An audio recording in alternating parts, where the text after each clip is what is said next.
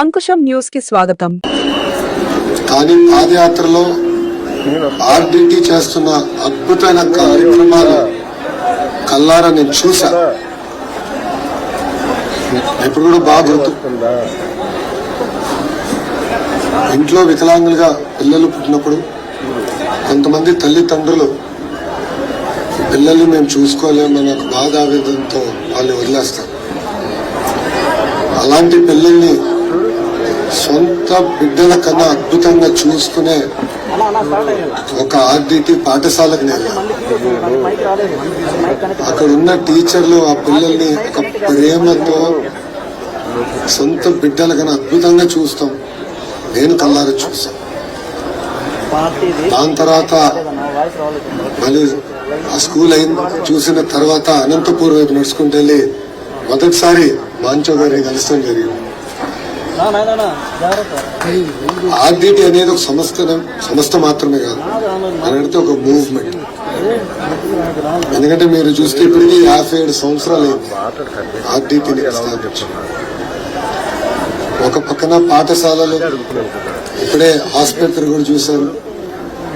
Sports కానివ్వండి, నిరుపేద కుటుంబాలకి ఇల్లు కట్టించి వాళ్ళకి అందిస్తున్నా కానీ ఒక అద్భుతమైన సేవా కార్యక్రమాలు ఆ కుటుంబం చేస్తూ వచ్చారు. అటు కర్నూలుకి వెళ్ళినా ఇతర జిల్లాలకు వెళ్ళినా నేను అనేక మార్లు నా స్పీచ్ లో రావాల్సిన లైసెన్స్ ఎన్డీఏ ప్రభుత్వం అందిస్తాం జరిగింది. ఇది మేము ఎందుకు ఒక పట్టుదలతో చేశామంటే అద్భుతమైన సేవా కార్యక్రమాలు చేస్తున్నారు. వెనుకబడిన జిల్లాని, ఒక ప్రాంతాన్ని దత్తక తీసుకుని ఇక్కడున్న ప్రజలందరినీ సొంత కుటుంబ సభ్యులుగా వాళ్ళు చూసి ఒక ప్రేమతో వాళ్ళ పలకరింపు,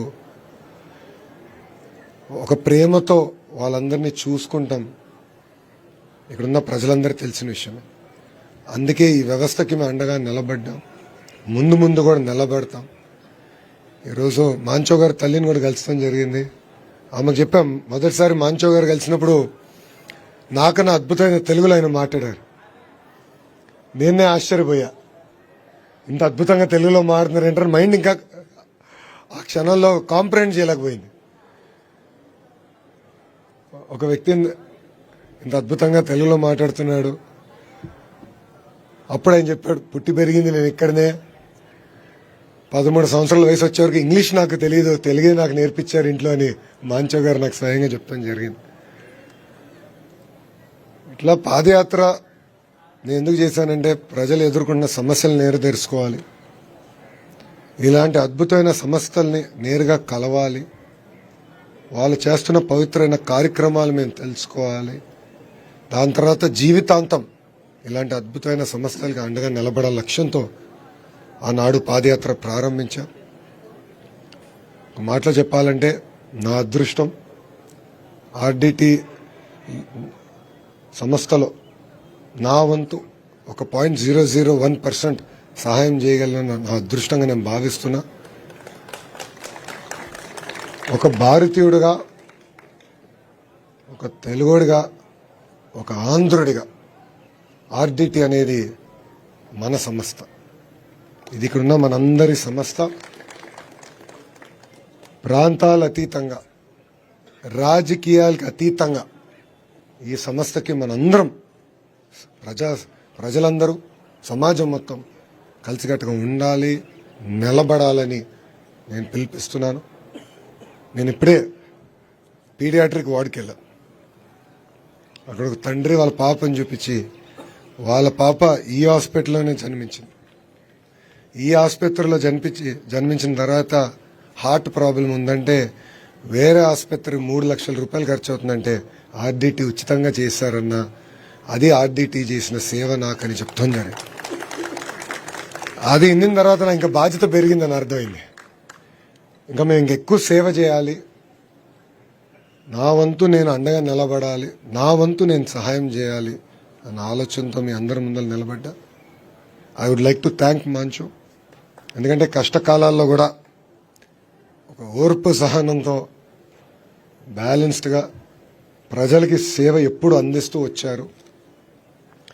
గౌరవ ముఖ్యమంత్రి గారు కలిసినప్పుడు కూడా ముఖ్యమంత్రి గారు ఒకటే అన్నారు, ఇట్ ఈజ్ మై రెస్పాన్సిబిలిటీ, ఇది నా బాధ్యత, నేను చేశాను అని చెప్తాం జరిగింది.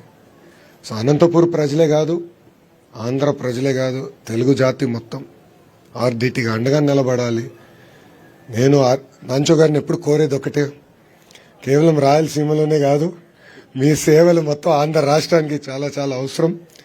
ఇంకా సేవలు అందించండి, మీకు మేము అండగా నిలబడతాం, భారతదేశం మొత్తం అండగా నిలబడుతుందని పెద్దవారిని నేను కోరుకుంటూ, ఇప్పుడు మీడియా మిత్రులకి పాలిటిక్స్కి రాజకీయాలకు సంబంధించిన ఎలాంటి ప్రశ్నలు ఇక్కడ అడగద్దండి దయచేసి.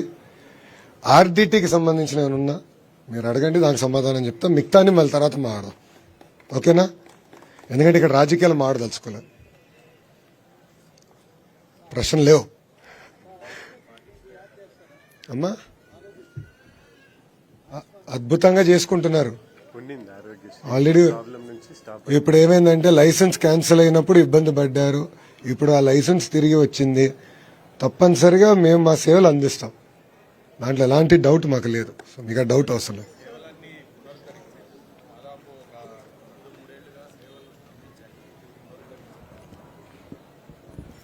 సేవలు స్తంభించాయంటాం చాలా పెద్ద మాట గురుగారు. ఆయనకున్న ఇబ్బందుల వల్ల కొన్ని తగ్గించుకోవాల్సి వచ్చింది తప్ప ఆయన మనసులో ఎప్పుడు ఆయన ఒకటే బాధపడ్డారు. మా సంస్థ కానీ మా లెగసీ గురించి కాదు నేను పోరాడేది, సేవ చేయాలి. ఎందుకంటే నిరుపేద కుటుంబాలు వాళ్ళ ఇబ్బందుల్లో ఉన్నప్పుడు మా దగ్గరకు వస్తారు, వాళ్ళకి సేవ చేయాలి, ప్రేమతో ఎప్పుడు నవ్వుతూ సేవ చేయాలి, అదొకటే నా లక్ష్యం నేను గురువుగారు చెప్తాను జరిగింది. సో అద్భుతంగా ఇప్పుడు మళ్ళీ రిస్టోర్ అయ్యారు, అద్భుతంగా సేవలు చేస్తారు, నాకు ఎలాంటి డౌట్ లేదు దాంట్లో.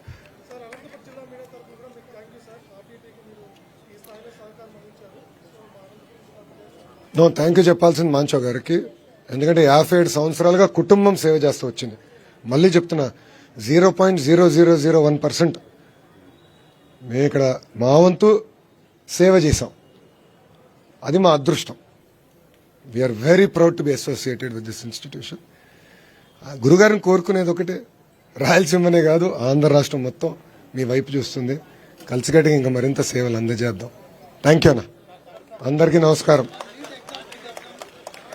ఇక్కడ వద్దులే అన్న, థ్యాంక్ యూ అమ్మా. ఓకే అమ్మా, థ్యాంక్ యూ.